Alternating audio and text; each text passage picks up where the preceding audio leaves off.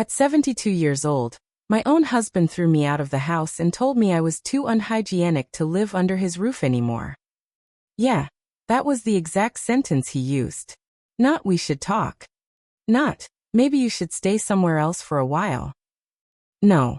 He stood in the doorway of the home we had shared for 46 years, looked at me like I was something unpleasant stuck to the bottom of his shoe, and said, "Margaret, you're unhygienic.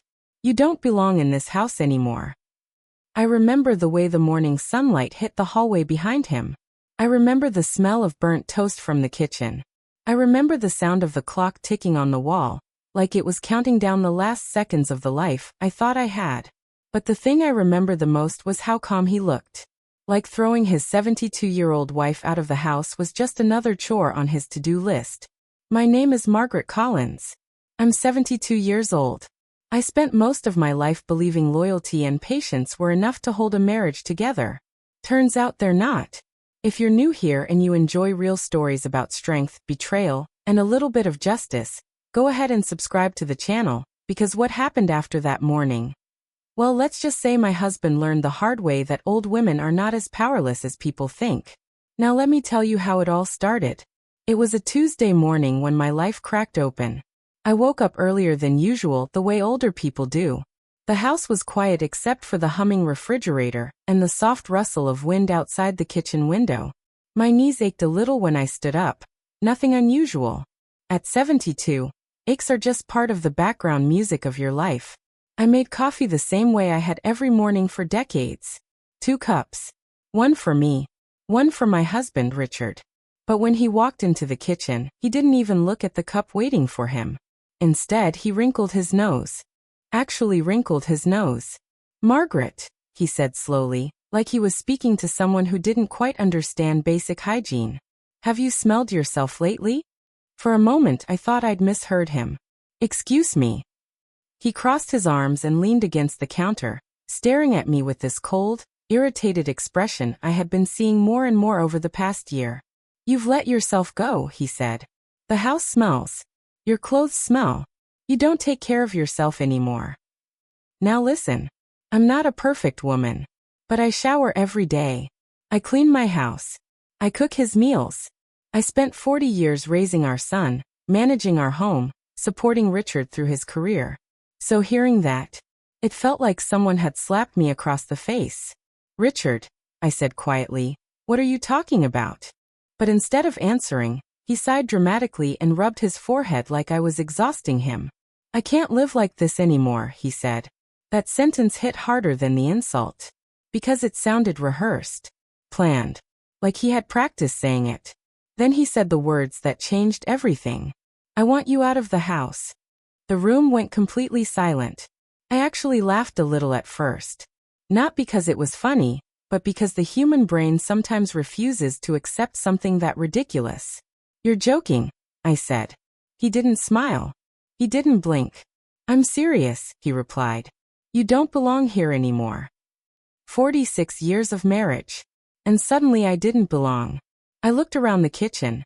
The same kitchen where I packed school lunches, baked birthday cakes, and sat up late at night waiting for Richard to come home from work. This wasn't just his house. It was my life. "My name is on this home too," I told him.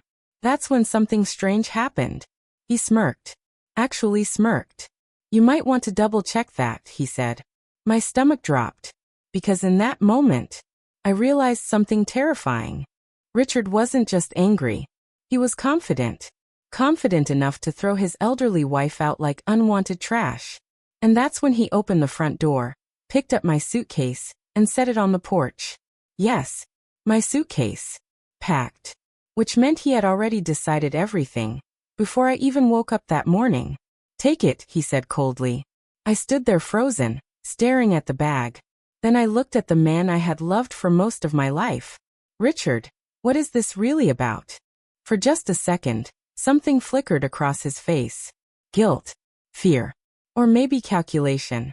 But the answer he gave me changed everything. Because he leaned closer, lowered his voice, and said something that made my blood run cold. "Margaret, you should just leave quietly. Trust me. You don't want this to get ugly." And the worst part? At that moment, I had no idea just how ugly things were about to become. But what Richard didn't know was that the woman he thought he could throw away was about to take back everything. And the first person I called after leaving that house was my son. But what he said to me on that phone call made the betrayal even worse. And that's when I realized my husband wasn't the only one plotting against me. When I stepped off that porch with my suitcase in my hand, I felt something I hadn't felt since I was a little girl. Not anger. Not even humiliation. I felt lost. You see, when you're 72 years old, the world isn't designed for sudden changes. Young people can pack a bag, crash on a friend's couch, start over somewhere new. But when you're my age, the life you built is supposed to be the place you grow old in. And in less than 10 minutes, my husband had erased that life. The air outside was cold that morning. Not freezing, but the kind of chilly that seeps into your bones if you stand still too long. I stood on the sidewalk staring at the house Richard and I had bought back in 1983.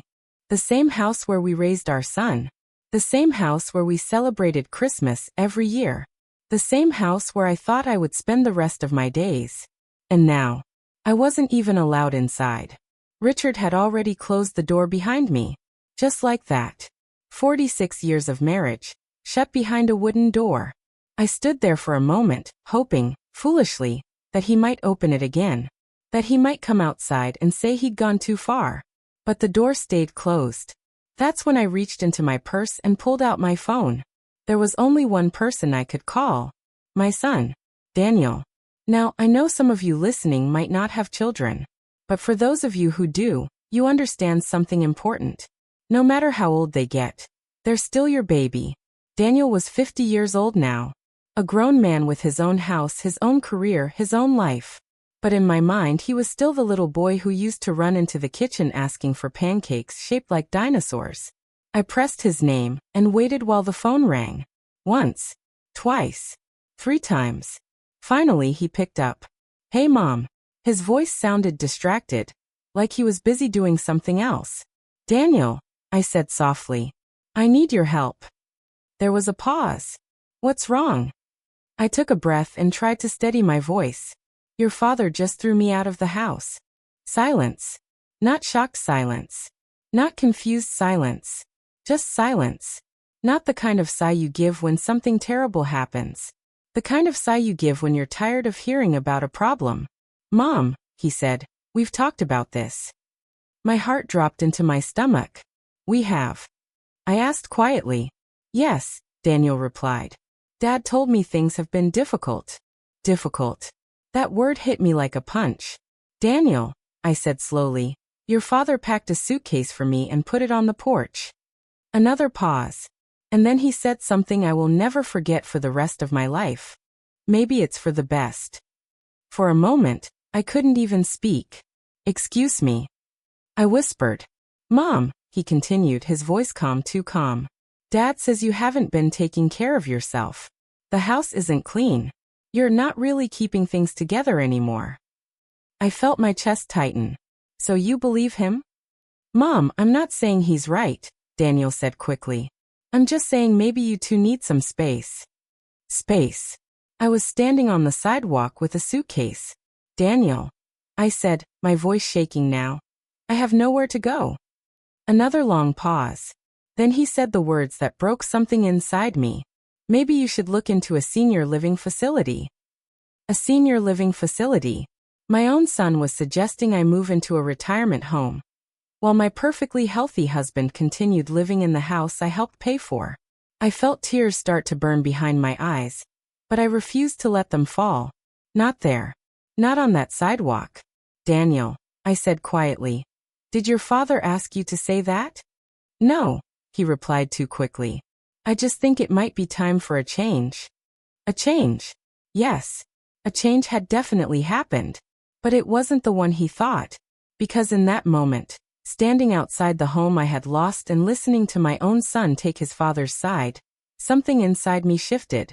For 72 years, I had been the patient one. The forgiving one. The woman who kept the peace. But suddenly, I realized something very important. I had been far too kind to people who clearly didn't deserve it. "All right," I said finally. "All right. Daniel asked. Yes, I replied calmly. You're right. He sounded relieved. I think that's the best thing, Mom. Thank you for the advice, I said. Then I hung up. And for the first time since Richard kicked me out of that house, I smiled. Not because I was happy, but because a small, quiet realization had just formed in my mind. If my husband and my son were both so comfortable pushing me out of my own life, then they must have believed something very important. They must have believed I was powerless. They thought I was just an old woman who would quietly disappear. They thought I would go away without asking questions, without fighting back, without discovering why this was really happening. But what Richard and Daniel didn't realize was that the suitcase on the porch wasn't just a goodbye. It was the beginning of a mistake they would regret for the rest of their lives. Because later that afternoon, I met someone who asked me a single question. A question that made my entire situation suddenly make sense. Margaret, she said, why do you think Richard was so desperate to get you out of that house? And when I finally discovered the answer, I realized my husband hadn't just betrayed me. He had committed a mistake so big that it was about to cost him everything. And when I found the document hidden in his office 2 days later, I finally understood the real reason he wanted me gone. And trust me, when my son hung up that phone, I stood there on the sidewalk for a long time. Not crying, not yelling, just thinking. At 72 years old, you learn something about life. When people suddenly turn against you, it's rarely random. There's usually a reason hiding underneath the surface. And something about that morning felt planned. Richard had already packed my suitcase. My son already believed his version of the story. The accusations about me being unhygienic sounded rehearsed. No, this wasn't an emotional outburst. This was a decision. A calculated one. I picked up my suitcase and slowly began walking down the street. My knees ached the way they do when the weather is cold, but I kept moving. I didn't know where I was going yet. I just knew I couldn't stay there. About 10 minutes later, I reached a small cafe at the corner of Maple and 3rd Street. It wasn't fancy, just one of those quiet neighborhood places with warm lights and the smell of fresh coffee. I stepped inside and ordered the cheapest thing on the menu. A small black coffee. The young girl behind the counter smiled politely, completely unaware that my entire life had just fallen apart 30 minutes earlier. I sat down near the window, wrapped my hands around the warm cup, and stared outside. That's when I heard a voice behind me. Margaret. I turned around. Standing there was Linda Parker, my next-door neighbor. Linda was about my age. We'd lived next to each other for almost 15 years. She was the kind of woman who noticed everything in the neighborhood, who came and went, whose lights were on, whose packages arrived. And right now she looked concerned. Oh my goodness, she said as she approached the table. Honey, what are you doing here with a suitcase? I tried to smile. Just needed some air. Linda raised one eyebrow. Now listen, when you're in your 70s, you become very good at detecting lies. And Linda clearly knew I wasn't telling the truth. She sat down across from me without asking. Margaret, she said gently, I saw Richard put that suitcase on the porch this morning. The warmth from my coffee suddenly disappeared. So someone had seen. I looked down at the table. Well, I said quietly. Then I suppose you know the rest. Linda shook her head. No, honey. I only saw you standing outside. I didn't hear what happened. For a moment I considered brushing it off, pretending everything was fine. But something about her kindness cracked the wall I'd been holding up all morning. He kicked me out, I whispered. Linda's eyes widened. What? He says I'm unhygienic, I continued, forcing the words out. Says I don't belong in the house anymore. Linda leaned back in her chair. And then she said something that made my stomach twist. That's strange. I looked up. What is? She hesitated. Well, Richard has been acting strange for a few weeks now. My heart skipped. What do you mean? Linda lowered her voice. I didn't want to interfere in your marriage, but I've seen someone coming to the house. The cafe suddenly felt very quiet. Someone? I asked. A woman, Linda said. For a second, my mind refused to process the words. A woman. I repeated. Linda nodded slowly. Blonde. Maybe in her 40s. She's been there a few times during the afternoons. My fingers tightened around the coffee cup. 40s. Richard was 75. For 46 years I had cooked his meals, washed his clothes, taken care of him through surgeries, illnesses, sleepless nights. And now there was a blonde woman in her 40s visiting my house. Linda watched my face carefully. I didn't want to say anything before, she added softly. But when I saw what happened this morning, something didn't feel right. A cold realization began forming in my mind. What if this wasn't about hygiene at all? What if Richard needed me gone, for a completely different reason? Linda, I asked slowly, how many times have you seen her? For maybe 5, she replied. Always when you weren't home. That sentence felt like a knife sliding quietly into my chest. But instead of crying, I started thinking, because suddenly everything made sense. The sudden accusations, the packed suitcase, the way my son already believed his story. Richard hadn't just kicked me out. He had prepared for it. Linda reached across the table and gently touched my hand. Margaret, she said softly, why do you think Richard was so desperate to get you out of that house? The question lingered in the air. And that's when something inside me finally snapped into place. Because I remembered something. 3 weeks earlier, Richard had been very nervous when the mail arrived. He'd quickly taken one envelope and locked himself inside his office. At the time, I didn't think much about it. But now I realized something important. Richard never locked his office. Ever. Unless he was hiding something. I slowly looked up at Linda. I think, I said quietly, my husband is trying to erase me. Linda frowned. What do you mean? I leaned back in my chair. And for the first time that day, I felt something stronger than sadness. I felt curiosity. Because if Richard was really trying to push me out of my own life, then he must have had a reason. And whatever that reason was, it was probably hidden inside that locked office. I stood up and picked up my suitcase. Linda looked surprised. Where are you going? I smiled, but this time it wasn't a sad smile. It was the kind of smile you give when you've just figured out the first move of a much bigger game.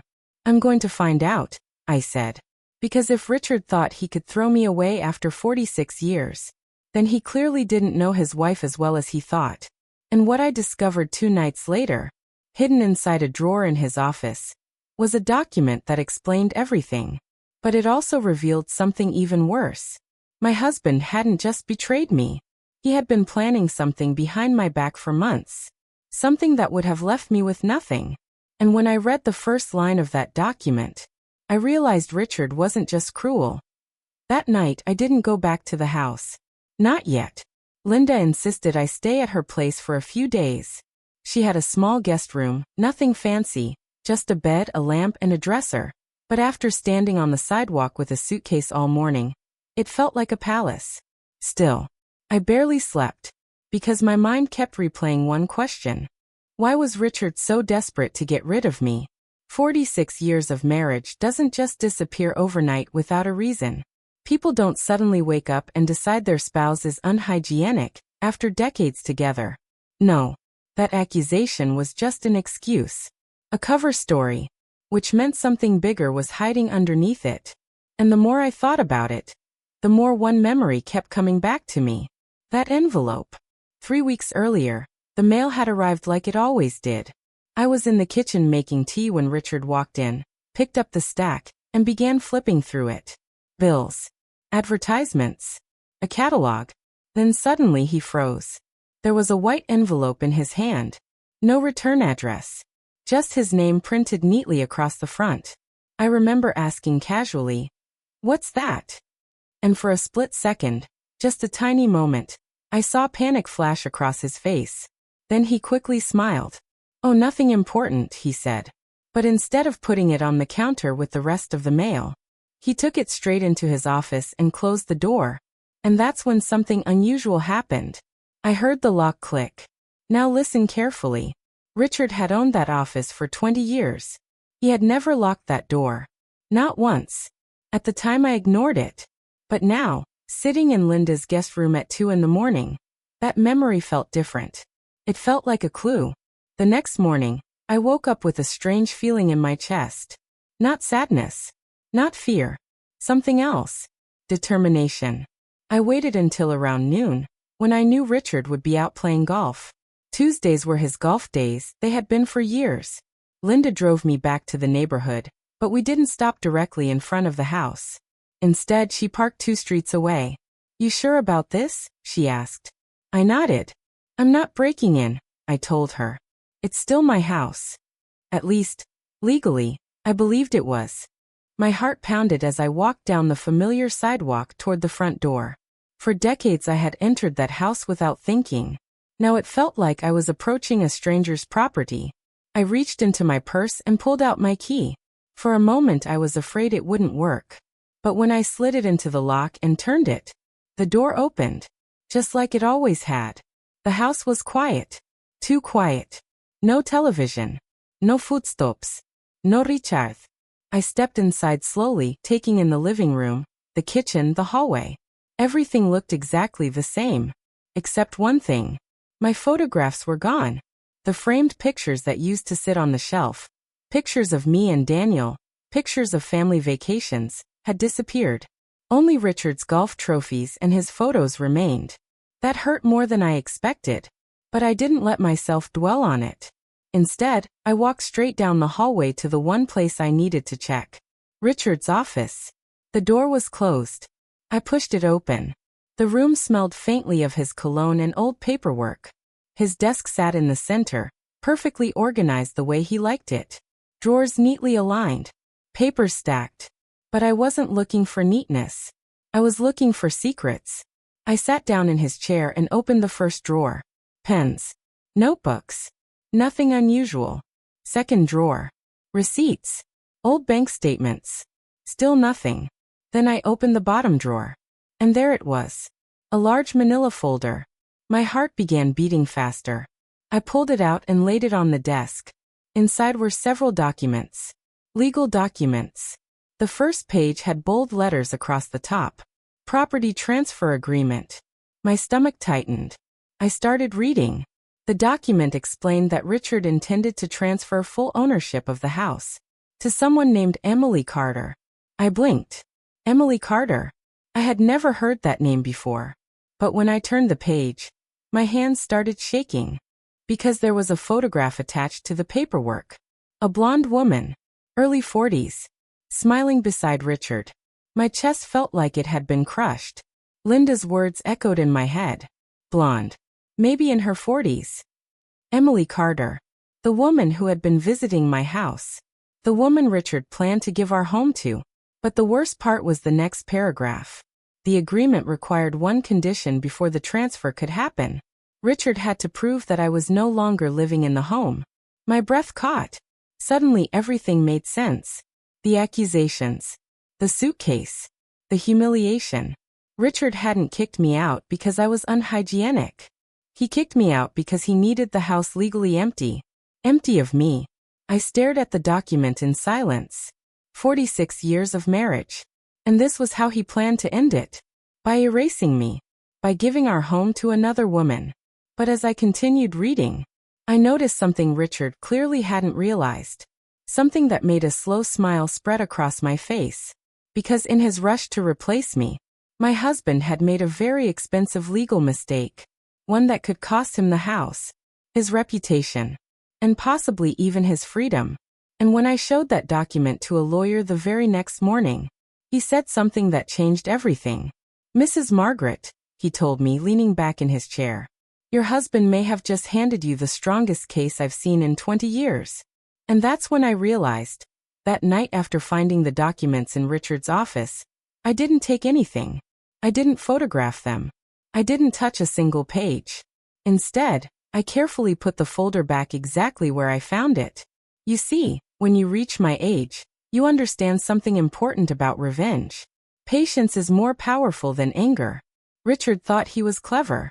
He thought he had already won. So the smartest thing I could do was let him keep believing that. Quietly left the house, locked the door behind me, and walked back down the street to where Linda was waiting in her car. She looked at my face and immediately knew something had happened. "What did you find?" she asked. I sat down slowly and closed the car door. For a moment, I just stared ahead at the windshield. Then I said 2 words. There's another woman. Linda sighed softly. I was afraid of that. But it's worse than that, I added. I told her everything. About the documents. About the property transfer. About the name Emily Carter. Linda's eyes kept getting wider as I spoke. You're telling me, she said finally, that Richard kicked you out so he could give the house to his girlfriend? Not just give it to her, I replied quietly. He was planning to transfer the entire property legally. Linda gripped the steering wheel. That man has lost his mind. I shook my head slowly. No. He thinks he's being smart. And that's when Linda said something that would change everything. Margaret, she said carefully, you need to talk to a lawyer. Now I'll be honest. The idea of hiring a lawyer at 72 years old felt intimidating. I had never sued anyone. Never been in court. Never even spoken to an attorney about something serious. But as I thought about Richard's smug face when he told me I didn't belong in the house anymore, my hesitation disappeared. The next morning, Linda drove me to a small law office downtown. The brass sign on the door read, David Harrison, Family and Property Law. Inside, the office smelled like old books and fresh coffee. Shelves of legal files lined the walls, and framed certificates hung neatly behind the desk. A man in his early 60s stood up when we entered. Mrs. Margaret, he asked. That's me, I replied. He shook my hand warmly. I'm David Harrison. Please have a seat. Now let me tell you something about good lawyers. They don't interrupt. They just listen. And for nearly 40 minutes, I told him everything. How Richard accused me of being unhygienic. How he packed my suitcase. How he locked his office. How I found the documents. David Harrison didn't say a word while I spoke. He just took notes. When I finished, he leaned back in his chair and folded his hands. Mrs. Margaret, he said calmly, how long have you and your husband owned that house? Since 1983, I replied. And both your names are on the property deed? Yes. He nodded slowly. Then he smiled. Not a polite smile. A very interesting smile. Well, he said, your husband has a problem. Linda leaned forward immediately. What kind of problem? David turned his computer screen toward us. Legally speaking, he explained, if both spouses are on the deed, one spouse cannot transfer the property without the other spouse's consent. My eyebrows lifted. You mean, he can't give the house to that woman? David shook his head. Not legally. For the first time in 2 days, I felt a small wave of relief. But David wasn't finished. However, he continued, there's something more concerning here. He tapped the desk lightly. You said the document requires proof that you no longer live in the house. Yes, I replied. He nodded again. That suggests he's trying to establish abandonment. Abandonment? Linda asked. David explained carefully. If he can prove that Mrs. Margaret voluntarily left the home and no longer resides there, he could potentially argue that he has sole occupancy and control of the property. My stomach tightened. So he kicked me out to make it look like I left. Exactly, David said. For a moment the room was silent. Then David leaned forward slightly. But here's the mistake your husband made. My heart started beating faster. What mistake? David tapped the desk again. You didn't leave voluntarily. A slow realization spread across my mind. He forced me out. Exactly, David repeated. And if we can prove that he deliberately removed you from the home under false accusations, it becomes something very different legally. Linda's eyes lit up. What does it become? David smiled again. It becomes elder abuse and illegal eviction. The words hung in the air like thunder. Elder abuse. Illegal eviction. 2 crimes Richard definitely hadn't planned on being accused of. David folded his hands. If we build this case properly, he said, your husband could face serious legal consequences. And the house? I asked quietly. David didn't hesitate. If the court rules in your favor, you could regain full rights to the property. Linda gasped. You mean the house could become hers? David nodded. It's possible. For a moment I just sat there. 72 years old. kicked out of my own home, humiliated by the man I spent my entire life with. But suddenly, the balance of power had shifted. Because Richard thought he was removing me quietly. Instead, he had just given me the evidence I needed to destroy his plan completely. David closed the file and looked directly at me. "Mrs. Margaret," he said, "the question now is simple." "What question?" I asked. He leaned forward slightly. "Do you want your house back? Or do you want to teach your husband a lesson he'll never forget?" And in that moment, for the first time since Richard threw me out, I knew exactly what I wanted. But the real surprise came 2 days later, when my own son showed up at Linda's house.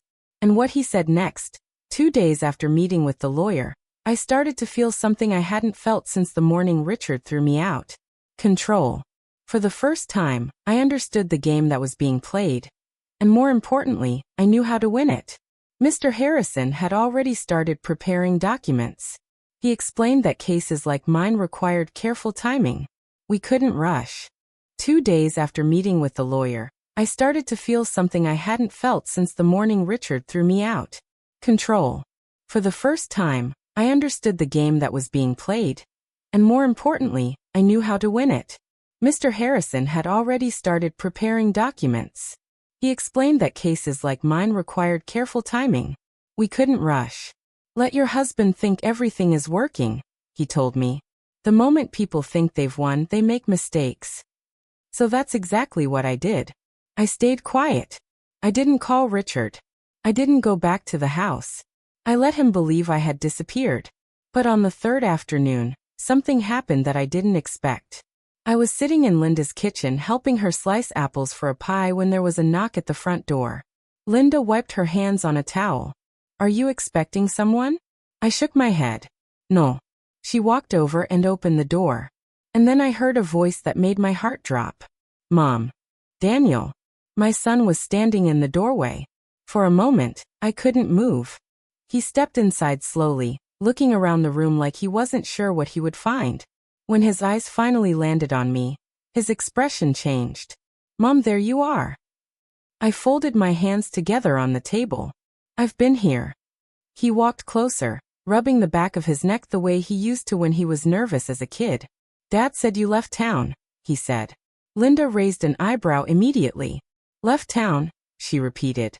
Daniel looked confused. "That's what he told me." I felt a quiet anger rise inside my chest. Of course Richard told him that. If Daniel believed I had simply disappeared, then no one would question why Richard was suddenly alone in the house. "Sit down, Daniel," I said calmly. He pulled out a chair across from me. For a moment neither of us spoke. Then he sighed.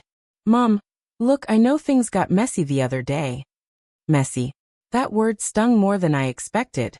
"Your father packed a suitcase for me and threw me out," I said quietly. "That's not messy, Daniel. That's cruel." He shifted in his chair. "Dad said you agreed to leave." Linda actually laughed under her breath. "Oh honey," she said, shaking her head. "That man has been telling some very creative stories." Daniel looked between us, confused. "What do you mean?" I leaned forward slightly. "Daniel, did your father tell you he's been seeing another woman?" His face froze. What? There it was. Genuine surprise. Which meant one thing. Richard hadn't told him everything. "No," Daniel said slowly. "What woman?" I studied his face carefully. And in that moment I realized something very important. My son hadn't been part of Richard's plan. He had simply been manipulated. "Her name is Emily Carter," I said. Daniel blinked. "I've never heard that name." Linda crossed her arms. "Well, she's been visiting the house while Margaret was out." Daniel looked stunned. "That can't be right." "Why not?" I asked softly. "Because Dad told me he kicked you out because you weren't taking care of yourself." I held his gaze. "Daniel, look at me." He did. "Do I look like someone who can't take care of herself?" He hesitated. "No." "Then why would your father suddenly decide I'm unhygienic after 46 years of marriage?" Daniel didn't answer. Because suddenly the story he'd been told didn't make sense anymore. I stood up and walked to the counter, pouring myself a glass of water.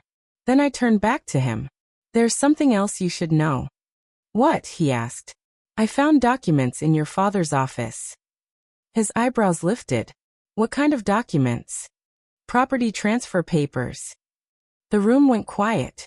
Transfer to who? Daniel asked. I looked directly at him. To Emily Carter. His chair scraped the floor as he stood up. You're serious? Very. Daniel ran his hand through his hair, clearly trying to process everything. But the house belongs to both of you.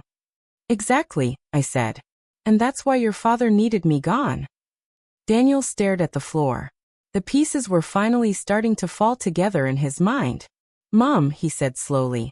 Dad told me you moved out willingly. Linda shook her head again.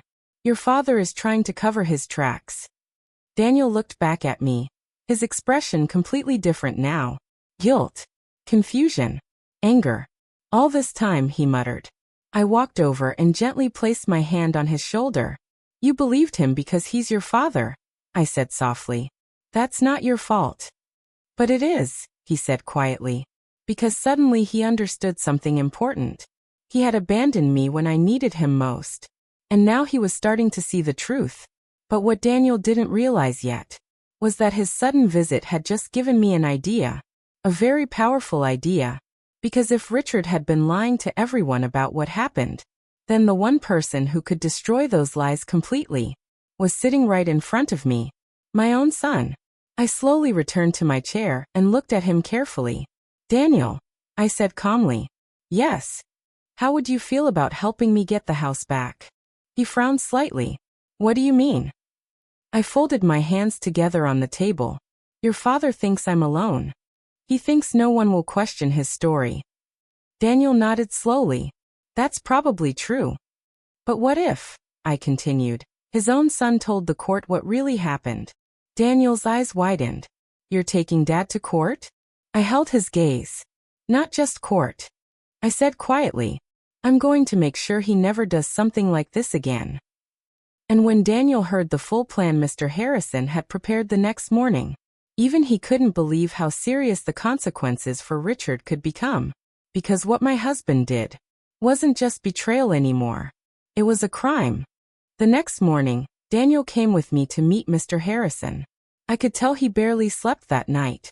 His eyes looked tired, and he kept rubbing his hands together the way people do when they're nervous. For 50 years I had watched my son grow into a man. But that morning, he looked like a little boy again. Confused. Hurt. And deeply ashamed. When we entered the lawyer's office, Mr. Harrison greeted us with the same calm smile he always had. Good morning, Mrs. Margaret, he said. And you must be Daniel. Daniel nodded politely. Yes, sir. Mr. Harrison gestured for us to sit. Once we were settled, he folded his hands on the desk and looked at Daniel carefully. Your mother has explained some of the situation to you. Daniel swallowed. Not all of it, but enough to know something is very wrong. Mr. Harrison nodded. That's a fair assessment. Then he opened a folder on the desk and slid a few papers toward us. These, he said, are the documents your father prepared to transfer the property. Daniel picked them up and started reading. His face changed almost immediately. Emily Carter, he muttered. He looked up at me. Mom, he was really going to give her the house. I nodded slowly. Daniel leaned back in his chair, stunned. That house is where I grew up, he said quietly. Yes, I replied. And apparently your father decided that history didn't matter. Daniel clenched his jaw. Unbelievable. Mr. Harrison cleared his throat gently. Mr. Daniel, the important thing right now is not just the transfer. What do you mean? Daniel asked. Mr. Harrison tapped the paperwork. Your father needed proof that your mother no longer lived in the home. That's why he forced her out. Daniel's eyes darkened. So he could claim she abandoned the property. Exactly, the lawyer replied. Daniel shook his head slowly. That's disgusting. Mr. Harrison leaned forward slightly. But here's where things become interesting. Daniel looked up. How so? Mr. Harrison slid another document across the desk. This is a legal complaint we can file with the court. I read the title again carefully. Elder abuse and wrongful eviction claim. Daniel's eyebrows shot up. You're charging Dad with elder abuse? Mr. Harrison nodded calmly. If the court believes he deliberately forced a 72-year-old woman out of her legal residence under false accusations, yes. Daniel leaned forward. What happens then? The lawyer spoke very carefully. Your father could face financial penalties, court supervision, and potentially lose control of the property. Daniel looked shocked. You mean, Mom could end up owning the house herself? It's possible, Mr. Harrison replied. For a moment Daniel just stared at the papers. Then he looked at me. Mom, are you sure you want to do this? Now listen. That question might sound simple. But when your own child asks you if you're ready to take legal action against the man who raised him, it carries weight. I thought about Richard. The man I married at 26. The man I supported through every career change, every illness, every bad year. The man who threw me out like I was garbage. And I remembered standing on that sidewalk with a suitcase while he closed the door behind me. My answer came easily. Yes, I said. Daniel nodded slowly. Then I'm with you. Mr. Harrison looked pleased. Good, he said. Because Daniel may become the most important witness in this case. Daniel blinked. Me. Yes. Mr. Harrison leaned back in his chair. Your father told you that your mother left voluntarily. Daniel nodded. That's what he said. And now you know that's not true. Not even close, Daniel replied. Mr. Harrison tapped the desk. If you testify that your father misled you and fabricated the story, it weakens his credibility dramatically. Daniel let out a long breath. So basically, I prove he lied. Exactly. For the first time since entering the office, Daniel looked determined. I'll do it. Mr. Harrison smiled. Good. Then he said something that surprised both of us. However, we're not going to file the case immediately. I frowned. Why not? Because, he explained calmly. Right now your husband believes he's winning. Daniel tilted his head. What difference does that make? Mr. Harrison's smile widened slightly. People who think they're winning get careless. The room went quiet. Then the lawyer reached into his drawer and pulled out a small device. A digital voice recorder. My eyebrows lifted. What's that for? Mr. Harrison placed it on the desk between us. Evidence. Daniel looked confused. What kind of evidence? Mr. Harrison turned toward me. Mrs. Margaret, if your husband truly believes you've disappeared, he will likely continue moving forward with the property transfer. I nodded slowly. That makes sense. But, the lawyer continued, if we can capture him admitting that he forced you out of the home, the case becomes almost impossible for him to win. Daniel's eyes widened. You want Mom to confront him? Mr. Harrison shook his head. No confrontación. He pushed the recorder toward me. Just a conversation. I picked up the small device. It felt surprisingly heavy in my hand. What kind of conversation? I asked. Mr. Harrison looked at me carefully. The kind where your husband reveals the truth, without realizing he's being recorded. Daniel leaned back in his chair. Dad's going to walk straight into that trap. Mr. Harrison smiled calmly. Most arrogant people do. I slipped the recorder into my purse and stood up.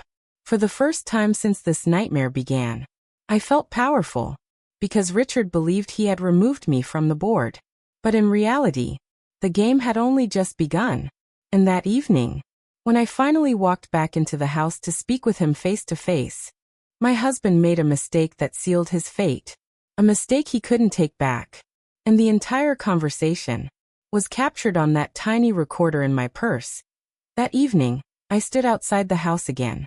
The same porch, the same door, the same place where 3 days earlier my husband had thrown me out like I was nothing. But this time, I wasn't trembling. I wasn't confused. And I certainly wasn't helpless. Inside my purse was the small recorder Mr. Harrison had given me. Before stepping out of Linda's car, I had already turned it on. Every word from this moment forward would be captured. Every lie. Every admission. Every mistake. Linda squeezed my hand before I stepped out of the car. You've got this, she whispered. I nodded. Then I walked toward the house. My heart beat steadily as I climbed the porch steps. I wasn't nervous anymore. I was focused. When I knocked on the door, it took about 10 seconds before it opened. And there he was. Richard. My husband of 46 years. He looked surprised to see me. Not relieved. Not happy. Just annoyed. Margaret, he said. What are you doing here? I kept my voice calm. I came to talk. His eyes narrowed slightly. I thought you left. I did, I said quietly. But we're still married, Richard. He sighed heavily, like I was an inconvenience. Well, you shouldn't be here. That sentence almost made me laugh. I shouldn't be here. In my own house. Can I come inside? I asked. He hesitated. And for a moment I thought he might refuse. But then he stepped aside. Fine, he muttered.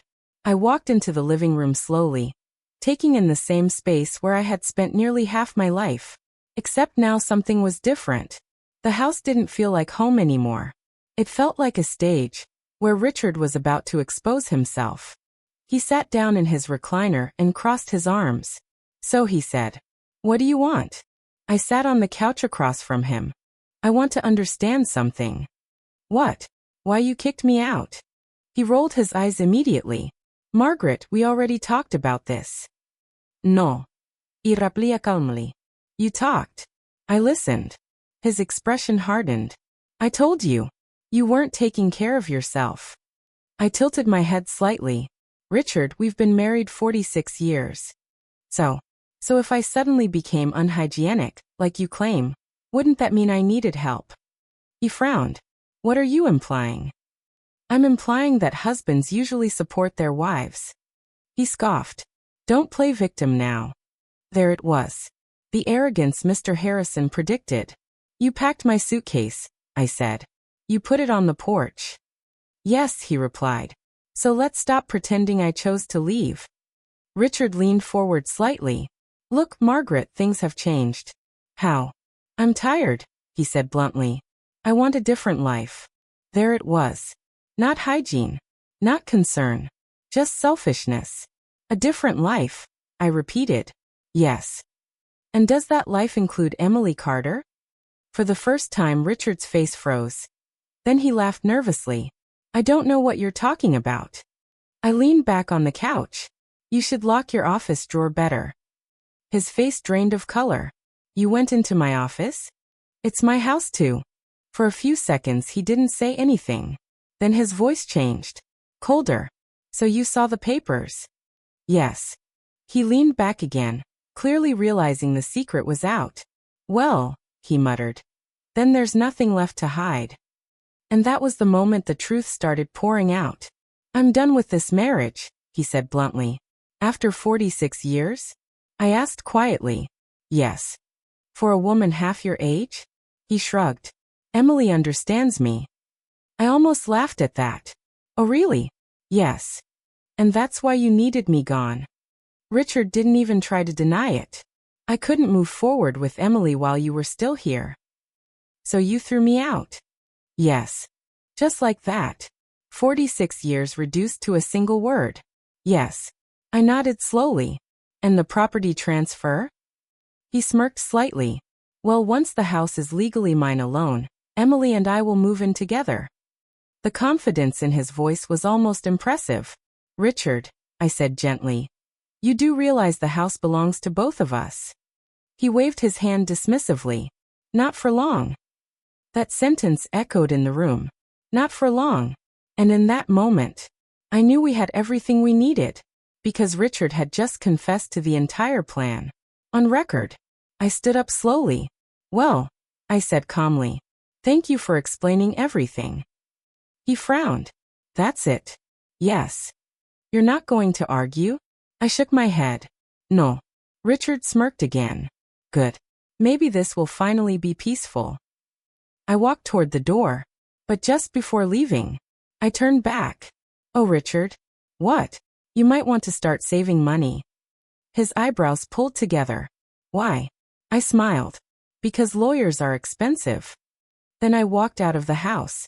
And the moment I got back into Linda's car, I reached into my purse and turned off the recorder. Linda looked at me nervously. "Well." I handed her the device. "Everything," I said. Her eyes widened. "You got everything?" Yes. Every confession. Every lie. Every admission. The entire conversation. And the next morning, when Mr. Harrison listened to that recording in his office, he leaned back in his chair and said something I will never forget. "Mrs. Margaret," he said with a smile, "your husband just destroyed his own case."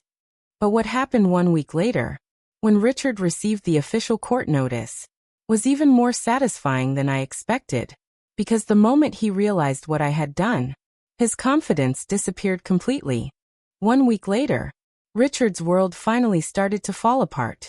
Up until that moment, he still believed he was winning. He thought I had disappeared quietly. He thought his plan was moving forward. And most importantly, he thought I was too old, too tired, and too weak to fight back. But that Tuesday morning, everything changed. I was sitting in Mr. Harrison's office when the final paperwork was printed. The official complaint. Elder abuse. Illegal eviction. Attempted property fraud. 3 charges Richard never expected to see his name attached to. Mr. Harrison slid the documents across the desk toward me. "Once these are filed," he said calmly, "there's no turning back." I looked down at the papers.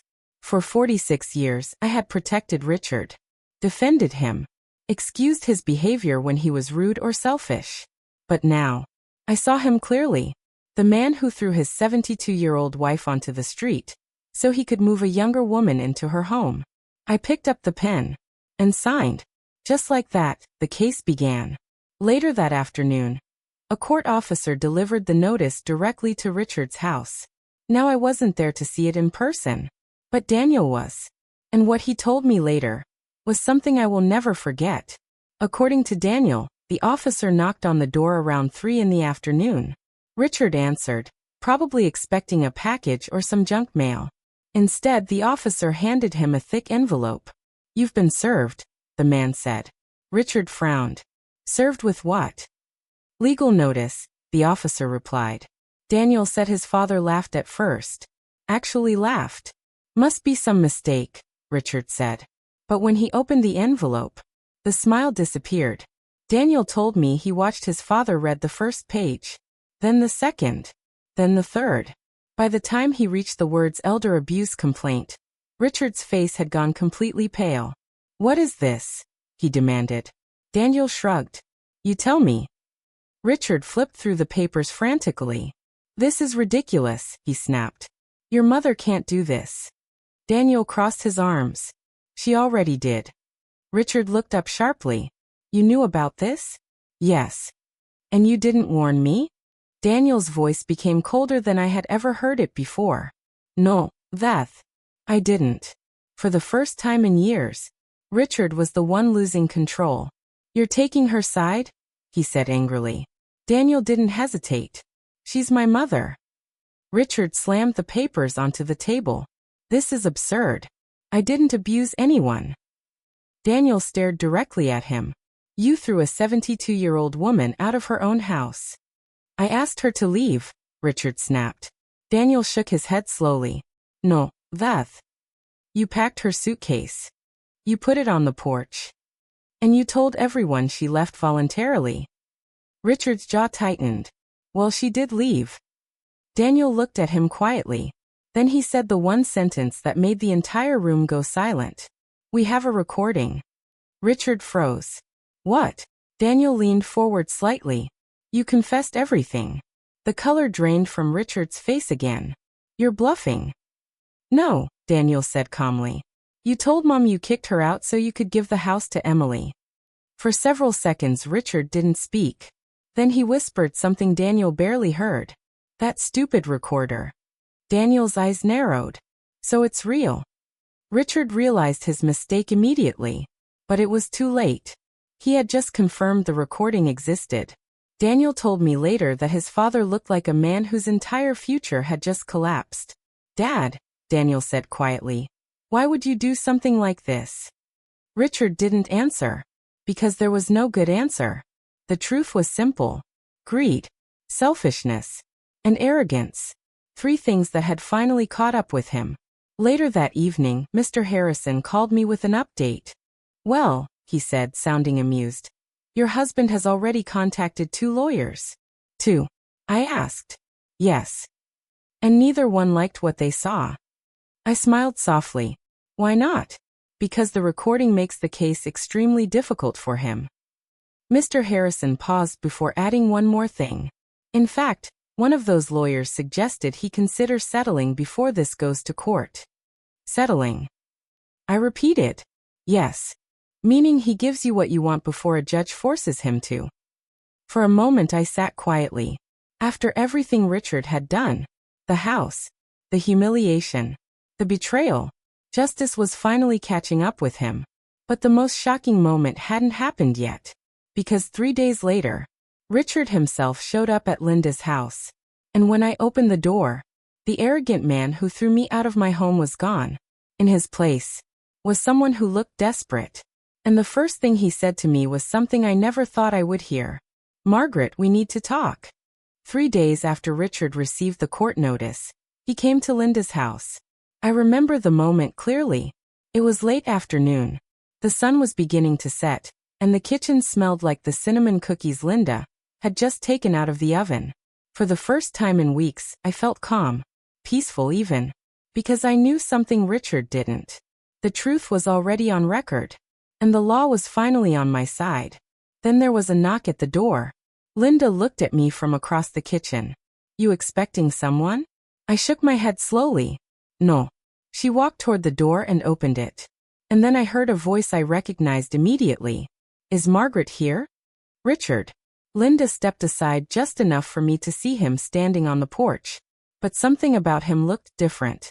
The man who kicked me out of the house had stood tall, arrogant, and confident. This man looked tired. His shoulders were slumped. His face was pale. And for the first time in decades, Richard looked nervous. Linda turned to me. Well, she said quietly. Looks like someone's come to talk. I wiped my hands on a towel and walked slowly to the door. When Richard saw me, he forced a weak smile. Margaret. I didn't smile back. Yes. He cleared his throat. Can we talk? Linda crossed her arms behind me. You two can talk right here, she said firmly. Richard glanced at her but didn't argue. He looked back at me. I received the court notice. I assumed you would, I replied calmly. He shifted uncomfortably. This whole situation, it's gotten out of hand. Out of hand. Those words almost made me laugh. You threw me out of my own house, I said quietly. You told people I was unhygienic. You tried to give my home to another woman. And now you think things just got out of hand. Richard rubbed his forehead. Margaret, listen. Maybe we both made mistakes. I stared at him in disbelief. We both. Well, he stammered. Maybe we didn't communicate well. For a moment, I didn't know whether to laugh or cry. After everything he did, he still couldn't admit the truth. I communicated just fine, I said calmly. You packed my suitcase. Richard looked down at the ground. Look, he said quietly. My lawyer says we should settle this. Ah, there it was. Not an apology. Not regret. Just fear. What kind of settlement? I asked. He took a deep breath. I'll cancel the property transfer. I raised an eyebrow. You mean the illegal one? Yes. And he hesitated. You can move back into the house. Linda actually laughed behind me. Oh, how generous, she muttered. I looked directly at Richard. You threw me out of my home and now you're offering to let me come back? Richard's face tightened. It's still my house too. I nodded slowly. Yes, it is. For now. But here's the problem, Richard. What? You forgot something very important. He frowned. What? You admitted everything. His expression changed instantly. That recording won't hold up, he snapped. Oh, I said calmly. But it already has. Richard's confidence collapsed again. My lawyer listened to it. I continued. And so did the court clerk when we submitted it with the case. For a moment he looked like he might be sick. What do you want? He finally asked. Now that was the right question. I folded my arms. I want the house. His head snapped up. All of it. Yes. That's ridiculous. Is it? I asked calmly. You committed elder abuse and illegal eviction. You attempted property fraud. And you admitted the entire plan on tape. Richard ran his hands through his thinning hair. This will ruin me. I tilted my head slightly. You should have thought about that before you put my suitcase on the porch. He looked at me desperately. And Emily, he asked. What about her? She already moved some things into the house. I almost smiled. Then she might want to start packing. For the first time in 46 years, Richard had no control left. None. Finally he nodded slowly. Fine, he whispered. I'll sign it. And 1 week later, he did. The settlement agreement transferred full ownership of the house to me. Richard had to move out. Emily disappeared faster than anyone expected. And Daniel helped me move back into the home where I had spent most of my life. The difference was simple.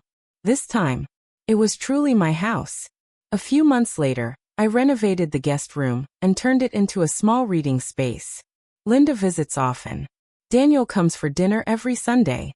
And Richard? Last I heard, he moved into a small apartment across town. Alone. But the real lesson of this story isn't about revenge. It's about something much more important. Never underestimate someone just because they're older. Because at 72 years old, I didn't just survive being thrown out of my home. I made sure the man who did it would never forget the mistake he made. And if you enjoyed this story, don't forget to subscribe to the channel, because sometimes the quietest people have the strongest stories to tell.